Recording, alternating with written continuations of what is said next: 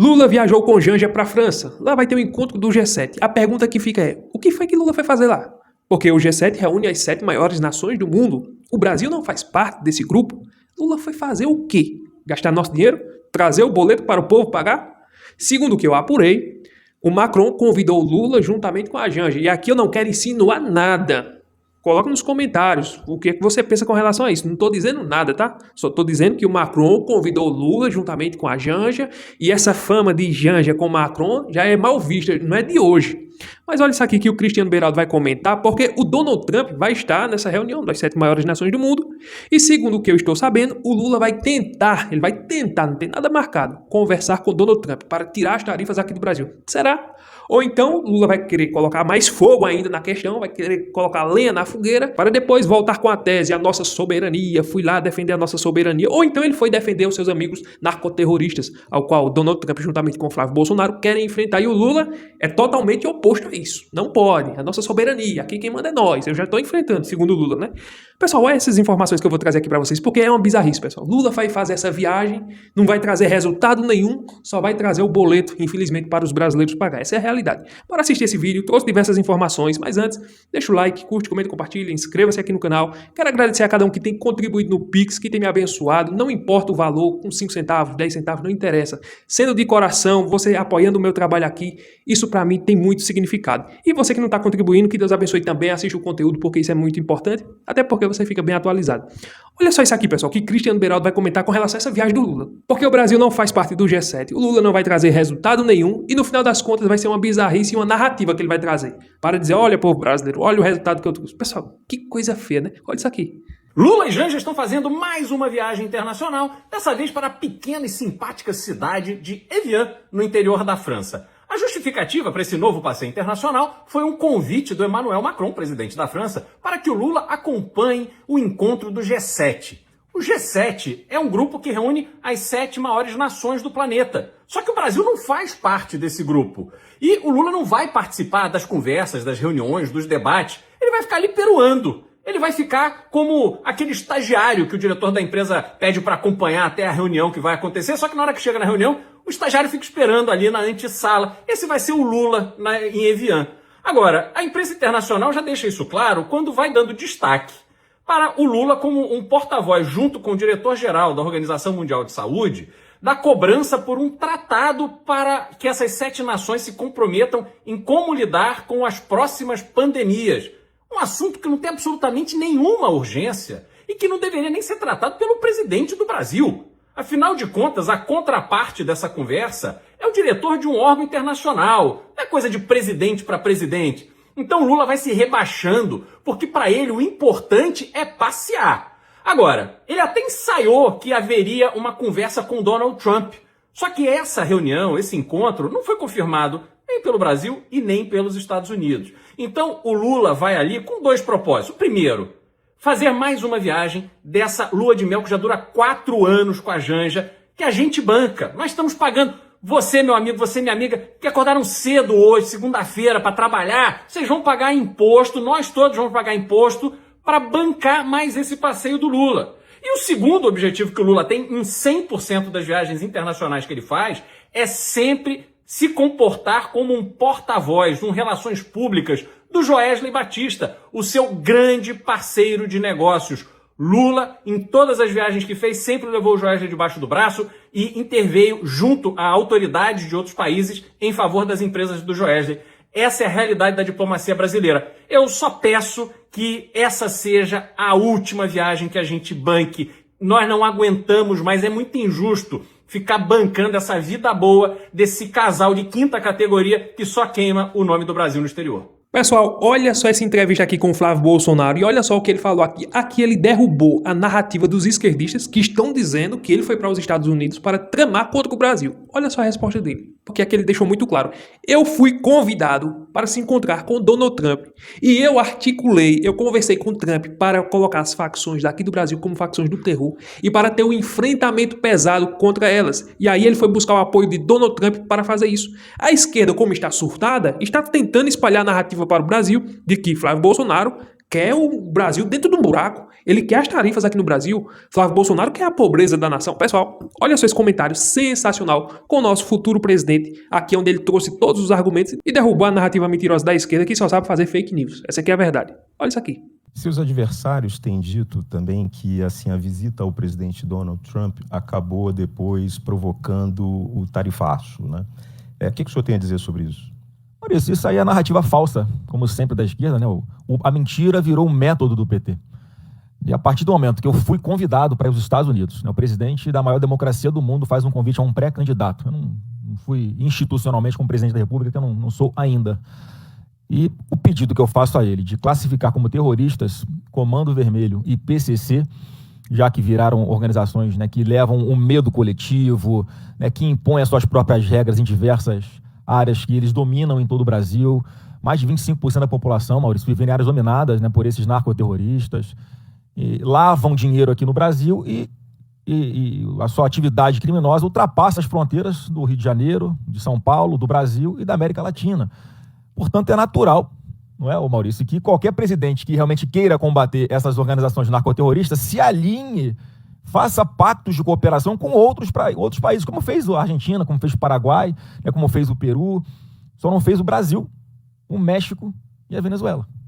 Isso é muito simbólico de o Brasil não estar participando do Escudo das Américas, por exemplo, né, porque essa cooperação internacional é fundamental para sufocar, para asfixiar financeiramente essas facções, que é o que eu vou fazer a partir do ano que vem.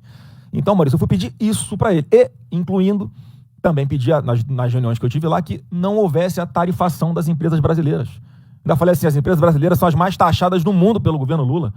Nós temos uma carga tributária que está passando de 32% em relação ao nosso PIB.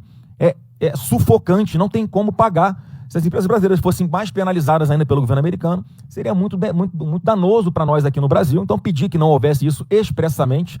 Ainda falei, olha, a partir de janeiro de 27, o Brasil terá um presidente da República que vai sentar nessa mesa de negociação, de igual para igual, e vamos ver o que é melhor para as nossas empresas, para as empresas brasileiras, para as empresas americanas, para a nação brasileira, para a nação americana. Vamos chegar num bom termo, sem precisar botar tarifação, essas tarifas sobre a mesa, o Maurício. E mais, ainda reforcei depois um pedido com uma carta diretamente ao secretário de Estado, Marco Rubio, falando exatamente isso, que não havia essa necessidade e que não seria justo que isso acontecesse. Agora, a única pessoa que quer a tarifa no Brasil é o Lula, porque ele acha que ele vai ter um benefício eleitoral com relação a isso.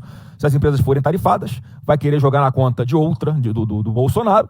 Ele faz a força tremenda para que isso aconteça. Quer dizer, ele não está nem aí para as empresas brasileiras. Que presidente da República é esse que coloca um projeto de reeleição, um projeto de poder à frente dos interesses do povo brasileiro? Pessoal, olha só essa entrevista aqui de Eduardo Bolsonaro, que deixou bem claro: querem tirar a vida de Flávio Bolsonaro. Isso não é novidade. O que fizeram com o pai dele, o que tentaram fazer com o Donald Trump e com outros, agora, por incrível que pareça, né? É só na direita.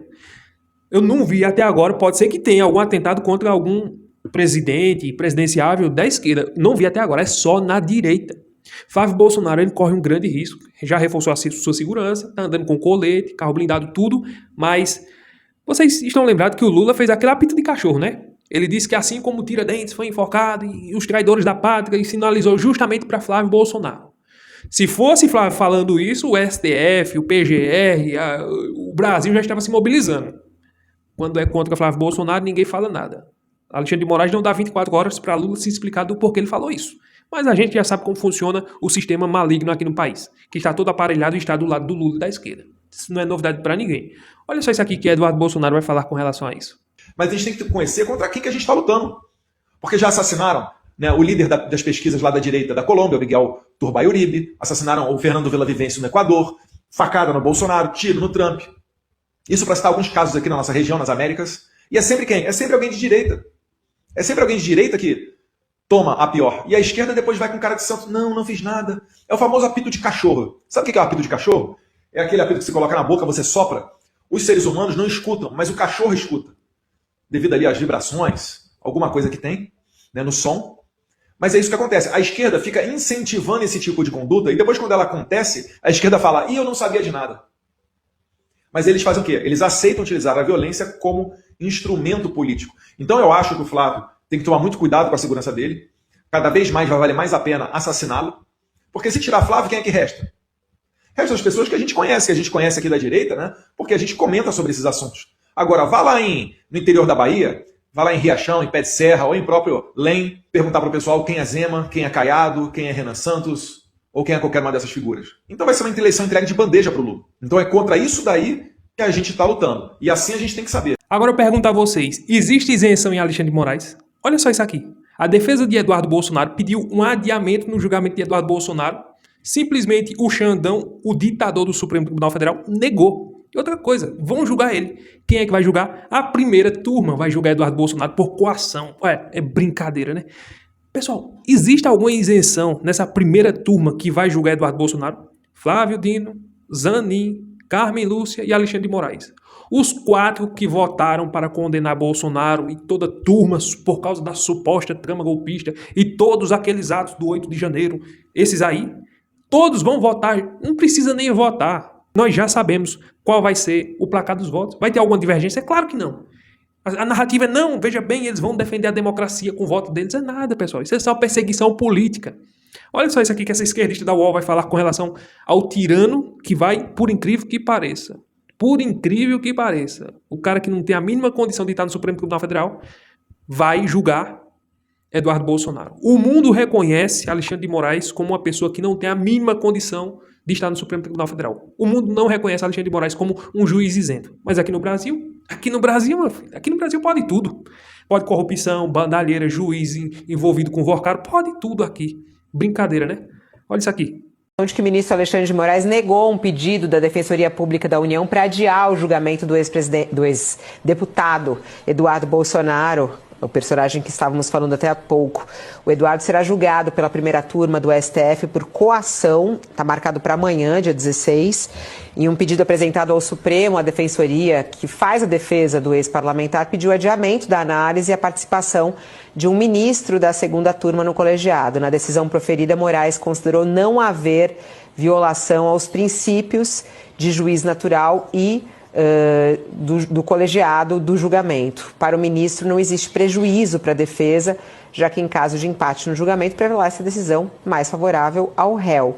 Então, disse aqui no julgamento dessa ação, o relator escreveu o seguinte, o Alexandre de Moraes, abre aspas, considerando que a composição atual da primeira turma possui 4 ministros, estando no mínimo 3 ministros presentes na sessão de julgamento, o quórum está plenamente preenchido em atenção à previsão regimental. Agora, quando você vê um esquerdista como a Vera Magalhães reconhecendo que Alexandre de Moraes perdeu a sua autoridade, não tem moral mais pra nada, o mundo não reconhece Alexandre de Moraes como um juiz isento, e até a esquerdista agora vai ter que admitir, não, realmente, Alexandre de Moraes perdeu a sua autoridade e a sua moral. Mas a autoridade de Moraes se baseia nos factoides que ele cria na cabeça dele para perseguir quem ele não gosta. Essa aqui é a grande verdade. Se for aliado de Bolsonaro, já se torna um inimigo de Alexandre de Moraes, já cai no inquérito das fake news. Vera Magalhães, que sempre passou pano, que sempre disse, não, veja bem, que os golpistas aqui do Brasil, agora, como o mundo reconhece que Alexandre de Moraes é um tirano que julga de forma totalmente parcial, ela agora vai ter que reconhecer. Agora, sabe o que é mais patético? É ver esses jornalistas que passaram pano para Alexandre de Moraes quando era para perseguir Bolsonaro, aplaudiram, deram palanque para ele subir e agora fica com essa cara pálida deles, sabendo que Alexandre de Moraes é um cara que age fora da lei e agora tem que reconhecer, veja bem. Como é que esse povo consegue dormir à noite? Como é que esses jornalistas que passaram pano têm consciência, conseguem dormir com a consciência tranquila, ter um sono tranquilo à noite? Depois de terem passado pano para um tirano ao qual ele sabe que é um tirano. Brincadeira, né, pessoal? Olha só isso aqui que a Vera Magalhães vai falar, porque é muito patético isso, pessoal. Olha só a cara sonsa de dizer, realmente, Alexandre de Moraes perdeu a sua moral diante do mundo. Não é diante do mundo, não. Até um leigo que não sabe de lei sabe que Alexandre de Moraes ultrapassou todos os limites, rasgou a Constituição. Essa aqui é a grande verdade. Olha isso aqui. Por falar no Supremo, Vera, a novidade de hoje foi a decisão da Justiça Italiana de não deportar a ex-deputada Carla Zambelli, né? Saiu a justificativa, teve reação do presidente do Supremo. A que você deveu essa reviravolta? Pois é, eles não só decidiram não extraditá-la, como também a libertaram, né? Ela até gravou um vídeo ao lado do marido, do advogado, comemorando a decisão.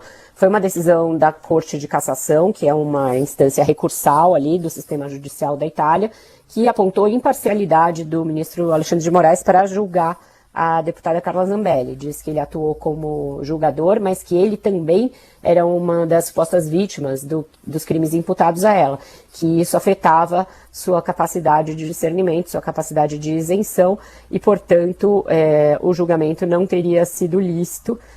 Daí porque eles estavam anulando a extradição. Foi algo bem surpreendente, porque a gente falou disso algumas vezes aqui.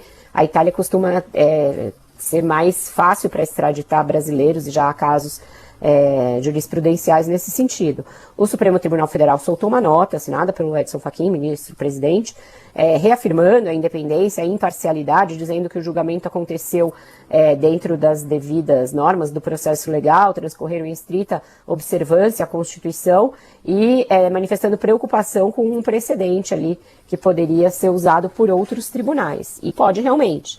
A gente sabe que com os Estados Unidos a coisa para a extradição já é bem mais complexa, e pode ficar ainda mais, e a gente sabe que tem vários investigados que estão nos Estados Unidos. O Eduardo Bolsonaro ainda investigado e o Alexandre Ramagem, que já é condenado pela trama golpista. Então, se essa arguição de parcialidade do Alexandre de Moraes for seguida por outros países, principalmente pelos Estados Unidos, vai se criar aí um embaraço e uma dificuldade ainda maior para que esses outros investigados também sejam deportados, extraditados para o Brasil e que, portanto, possam cumprir a pena. E com isso, a autoridade do Alexandre de Moraes internamente vai sendo minada. Ele já está aí sob forte crítica e rejeição por parte de uma parcela da sociedade bolsonarista, e isso vai aumentar os questionamentos quanto à possibilidade do ministro continuar à frente de muitos desses casos que envolvem ou Bolsonaro ou seus aliados. E olha só esse comentário desse jornalista, porque o Lula, o mentiroso aqui do Brasil, ele tá destruindo, ele tá acabando com os pobres, mas não é acabando com a pobreza, não é acabando com os pobres no sentido de tirar eles da miséria, é acabando porque está endividando, está deixando o pobre cada vez mais pobre, o povo cada vez mais na miséria. Essa aqui é a grande verdade, pessoal. Olha só isso aqui que esse jornalista vai falar, porque eu concordo plenamente. Olha só, o Lula agora vem com a estratégia do desenrola porque ele enrolou o povo brasileiro nas dívidas. Olha isso aqui. O Lula está acabando com os pobres no Brasil mesmo, eles estão virando miseráveis. O governo, de forma irresponsável, concedeu crédito, o número de inadimplentes bateu todos os recordes históricos. Quer dizer, você encontra uma pessoa alcoolizada, aí você dá mais álcool para essa pessoa? É o que estão fazendo. O crédito no Brasil foi por água abaixo, crédito sem lastro. Inclusive, prestem atenção, tem mais banco aí na alça de mira, viu? Vocês vão ter notícias logo, logo. Tem mais banco aí com problemas. Então, muito pouco a gente tem a dizer desses programas assistencialistas que não levam a lugar nenhum, que levam a se entender porque eles queriam, evidentemente, meter a mão nesse dinheiro. Ah, mas o culpado agora é o ministro do Tribunal de Contas da União. Vejam vocês como é que é, né? É a estratégia, atire para qualquer lado, porque os babacas de sempre vão acreditar. Agora, quem é sério sabe onde está a verdade. Simone Tebet, você conhece ela, né? Simone Tebet, que disse que Lula participou do Petrolão, do Mensalão, houve bandalheira no governo Lula, não foi à toa que ele foi preso, ela denunciou o Lula. Mas, nas eleições passadas, apoiou ele no segundo turno, pulou no colo dele porque queria um ministério e agora está aí, apoiando o Lula. Agora, o pior vem agora, porque ela cuspiu no prato que comeu. Ela é do Mato Grosso do Sul, o povo que elegeu ela para o Senado Federal, que deram a ela a eleição, sempre, ela ganhou tudo lá no Mato Grosso do Sul, mas agora, simplesmente sabendo que não ganha mais eleição no seu próprio estado, porque traiu o povo do seu estado, o povo do agronegócio, que não gosta do Lula, porque o Lula faz parte da bandalheira, do MST, essas coisas todas, e o povo do Mato Grosso do Sul é um povo honrado e honesto, ela sabe que não vai ganhar lá, simplesmente o que ela fez? Deu um chute na bunda, cuspiu no prato que comeu e agora vai buscar o Senado por São Paulo. Pessoal, se isso não for uma traição, ó, eu não sou do Mato Grosso do Sul, mas se eu fosse do Mato Grosso do Sul, eu não teria coragem nem de olhar mais para essa mulher. Porque simplesmente ela está traindo o povo do seu estado. O povo que sempre deu a ela votos para ela chegar no Senado ou em qualquer cargo que ela disputou. E agora simplesmente ela sai de lá e vai para São Paulo. E a narrativa dela, veja bem, é porque nós estamos em outro momento agora e blá blá blá. Mentira, o povo do teu estado não é besta, Simone Tebet. O povo está bem informado. Agora tomara que o povo de São Paulo tenha consciência também.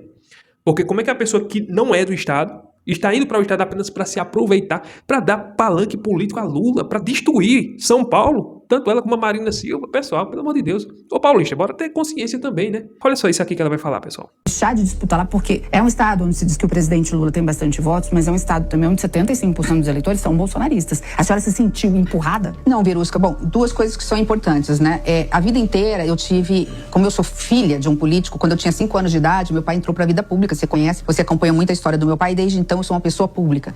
Então chega um momento que isso sufoca um pouco. Sempre que eu posso, e a minha vida inteira foi assim, como senadora por 8 anos e 4 anos ministra, eu sempre procuro andar sozinha, né? Eu tenho minha fé, então eu não acho assim, não ando com carro blindado, não ando com segurança, porque eu tive que andar por muito tempo. É verdade que pós-eleição eu tive que andar com segurança, porque eu fui ameaçada, eu recebi ameaças, não recebi ameaças de Mato Grosso, é importante que se diga isso. Eu recebi ameaças do Brasil, porque a eleição foi com uma diferença muito pequena, eu fiquei em 3º lugar, eu tive 5 milhões de votos e a eleição foi decidida por 900 mil votos. 1.800.000 significa 900 mil de um lado, que tirando vem pra cá. Então algumas pessoas imputaram a mim a derrota do Bolsonaro, que não existe, isso não é uma pessoa que é responsável por alguma coisa. Então eu recebi retaliações ou críticas no Brasil inteiro, que como eu pertenço ao agronegócio, o agronegócio que tem a liberdade de pegar o telefone, de mandar o WhatsApp, que me encontra no meu ciclo de amizade, ele tinha comentado, pô Simone, o que aconteceu? Né? Por que isso? Então o tom crítico era em relação a isso. Eu nunca tive nenhum tipo de constrangimento, até a forma como aqueles que se entendiam, né, que eu tomei uma posição diferente da deles, vinha sempre com muita urbanidade, com muita educação. De novo, eu tinha uma pesquisa lá que me colocava empatada em primeiro lugar. Era muito parecida, inclusive, a pesquisa que tem aqui circulando, né? Então, não foi isso que foi decisivo. Se eu tava pronta para voltar para casa em 2022, achando assim, né, cumprir uma missão, né, eu tava pronta para fazer, eu tô pronta para servir o Brasil num projeto que eu acredito. E o projeto que eu acredito não é o projeto bolsonarista. Isso não tem a ver com a direita ou com ser de esquerda, porque, de novo, eu sou de centro e na parte da economia eu sou de centro-direita. Então, não é ser conservadora ou não ser conservadora, é ser ou não bolsonarista, é uma outra história. Né? Para mim, o bolsonarismo é um ciclo um ponto fora da curva, que flerta com fora das 4 linhas da Constituição. O presidente tem uma frase famosa, mas eu quero saber no âmbito ali do Palácio, naquele contexto dos meses de novembro e dezembro. Ele ouviu o presidente dizer que só agiria dentro das 4 linhas da Constituição? O senhor ouviu isso? Sim, senhor. Senhor presidente, eu queria... O ministro relator está falando, senhor presidente, mas o senhor está presidindo, então o senhor é relator, presidente, então vamos... Já que é o termo que eles gostam de usar, e representa tudo aquilo que eu não quero para o meu país. Então, enquanto eu tiver saúde, enquanto eu tiver força, enquanto eu tiver voz, enquanto eu puder dialogar com a sociedade, eu empresto o pouco, como eu disse, é um pouco do meu prestígio, que é desse tamaninho. Porque eu fui ministra do Planejamento e Orçamento e sobre a minha responsabilidade tinha o Instituto do IBGE e do IPEA. E aqui eu trago uma notícia que não é tão boa. O Brasil está envelhecendo antes de ficar rico enquanto nação. Eu tenho batido muito nessa tecla. Diferente da Europa, que envelheceu rica, nós estamos envelhecendo e ainda estamos pobres enquanto nação. Isso é um perigo muito grande. Os nossos jovens não querem mais ter filhos, é um direito, né, da mulher, do homem, de não querer ter filhos, e nós não fizemos o dever de casa. Nós temos uma janela de oportunidade muito curta se fechando. Estou falando de 10 a 12 anos para fazer o dever de casa. Isso me move a ser candidata ao Senado Federal. Agora, olha só isso aqui. A Michelin, com mais de 70 anos à sua fábrica, teve que fechar as portas e demitir mais de 350 funcionários. Justamente no governo de quem? Deve ter sido no governo de Bolsonaro. Não, no governo do PT. Pessoal, olha só esse comentário dessa jovem aqui, porque eu vou dizer uma coisa. Não é à toa que os empresários estão tirando as suas empresas aqui do Brasil e abrindo no Paraguai. Lula é o melhor presidente do Paraguai, assim como Fernando Haddad, que estão destruindo a nossa economia, e os empresários que podem tirar suas empresas daqui estão fazendo isso. E quem é que sofre? O mais pobre, mas o governo dos pobres não tá nem aí. Ele vai fazer de tudo para tentar agradar os pobres, ganhar a eleição com o discurso populista do Bolsa Família, do Vale Gás, da conta baratinha, disso daqui. Pessoal, olha só esse comentário dessa jovem. Já nós vem e acrescenta. Gente, vocês estão sabendo do absurdo que a Michelin, uma das maiores fabricantes de pneus do mundo, fez no Brasil? Ela encerrou a sua fábrica com mais de 70 anos de operação em Guarulhos e demitiu cerca de 350 trabalhadores. Eu preciso que você entenda o que está por trás disso. Sim, os importados da Ásia chegaram no mercado brasileiro pressionando muito o preço abaixo do custo de produção local. Isso pesou, mas não é a única causa. Imagina o peso que é para uma empresa tomar essa decisão. Encerrar uma operação de mais de 7 décadas. Isso é, no mínimo, um sinal de que o ambiente chegou no limite que não tinha mais saída. O problema vai além dos importados da Ásia. É o chão que o Brasil colocou embaixo dela. Porque deixa eu te falar o que é esse ambiente. Em 2025, a carga tributária do Brasil bateu o maior nível da série histórica, 32,4% do PIB. A gente paga imposto no nível de país rico e recebe serviço público de país pobre. Empresa que paga em média 34% de imposto sobre o faturamento. A média mundial é 20% do lucro. Aqui é quase o dobro. E sabe o que mais me entristece nessa história? O Estado criou um ambiente onde a empresa não consegue competir. Imposto alto, crédito caro, burocracia travando tudo. E quando a empresa não aguenta mais e demite, adivinha quem vira o vilão da história? o empresário. Enquanto o trabalhador fica sem emprego. Os dois perdendo, os dois no chão. E o sistema que criou esse ambiente segue de boa. Uma fábrica de 70 anos não fecha do dia para a noite. Ela vai resistindo, vai tentando se adaptar, vai segurando o que pode, até que o ambiente não deixa mais nenhuma saída. Se isso te fez pensar, passa para frente e me conta aqui nos comentários. Você acha que o problema é a empresa ou o ambiente que a gente construiu? Pessoal, olha a aberração. O STF avalia assumir funções próprias do TSE durante a campanha eleitoral. Pessoal, não, peraí. O presidente do TSE é o Nunes Marques, que foi indicado por Bolsonaro. O vice-presidente é André Mendonça, que foi indicado por Bolsonaro. E isso não tem nada a ver com Bolsonaro. É bom deixar isso aqui bem claro. Agora, por que agora, nessa eleição, o STF quer assumir funções próprias do TSE durante a campanha eleitoral? Quer dizer, então, que não vai ter serventia nenhuma Nunes Marques e André Mendonça? Eles querem escantear Nunes Marques e André Mendonça. Eles vão jogar do lado de Lula. Pessoal, o Fachin, pessoal, a maioria desse Supremo Tribunal Federal que aí está, os que não foram indicados pelo Lula estão do lado de Lula. Mas a maioria ali foram indicados pelo PT. E agora, eles vendo que não tem como agir nessa campanha eleitoral, porque não tem mais Alexandre de Moraes lá dentro, que Alexandre de Moraes é um forte aliado de Lula. Eleições passadas, o Brasil e o mundo sabem que Alexandre de Moraes favoreceu ao Lula em todos os sentidos. Quando Bolsonaro queria associar o Maduro ao Lula, não podia. Quando Bolsonaro queria mostrar vídeos comprovando Lula, Foro de São Paulo e aquelas ditaduras mundo afora, não podia. Lula com Daniel Ortega também não podia. Ditaduras, ao qual são amigos de Lula. Carne e unha de Lula. Não podia, porque Alexandre de Moraes não deixou. Agora, vídeos fora de contexto contra Bolsonaro, isso aí podia, valeu tudo. Tudo pelo bem da democracia. Nessas eleições, eu acredito, é as minhas teses, é o meu pensamento, cada um pensa o que quiser, eu acredito que os aliados de Lula, fora Nunes Marques, André Mendonça e Fux. Eu acho que é só os três, mas o restante é tudo aliado de Lula. Eu acho que eles fazem uma reunião em conjunto, mandam mensagem um para o outro. E aí, o que é que nós vamos fazer para ajudar o nosso parceiro Lula? Não, presidente Fachin, faça o seguinte. Neutralize no sentido, deixe eles neutros. Tanto Nunes Marques como André Mendonça. E o senhor, como presidente do STF, assuma as funções do TSE, porque o senhor é o chefe maior. E talvez é isso que vai acontecer, pessoal. É exatamente isso. O que aconteceu nas eleições passadas, provavelmente pode ser, tomara que não, mas pode ser que aconteça nessa. Eles vão trabalhar por trás dos bastidores. E as decisões de Nunes Marques e André Mendonça, talvez, eu acho, é só meus achismos, tá? Eu acho que eles vão dizer, não, isso não pode, Nunes Marques, não pode. Você viu? Nunes Marques tomou a decisão de suspender aquela pesquisa eleitoral que estava colocando ali o áudio de Flávio Bolsonaro provocado. Alguma vez, alguma pesquisa fez a mesma coisa com o Lula, pegando o Lula ali, conversando com o Daniel Vorcaro? Algum áudio, alguma foto do Lulinha envolvido com o careca do INSS? Alguma coisa assim que envolva Lula com o Petrolão, com o Mensalão? Lula dizendo que os traficantes são vítimas dos usuários? Será que fizeram uma pesquisa com um áudio, um vídeo assim mostrando para as pessoas, esse aqui é Lula, e ele disse que os traficantes são vítimas dos usuários, você vai votar nele? Fizeram uma pesquisa desse jeito? Não existe. Mas com o Flávio Bolsonaro, pôde fazer. Nunes Marques tomou a decisão correta, suspender aquilo, porque aquela pesquisa tendenciosa está puxando votos, está induzindo a pessoa que está sendo entrevistada, mas não. O Dias Toffoli, o cara que não tem moral para nada dentro daquela Suprema Maracutaia, se levantou dizendo, não, porque o povo brasileiro é soberano, todas as pesquisas são livres. Brincadeira, né, pessoal? Então é exatamente isso que eles querem fazer. Querem assumir as funções do TSE e querem deixar Nunes Marques e André Mendonça escanteados. Eles querem dar a vitória a Lula de todo jeito. Estão vendo que Lula vai perder, pessoal. Brincadeira, né, pessoal? Brincadeira. E ainda dizem que nós estamos em um Estado democrático de direito.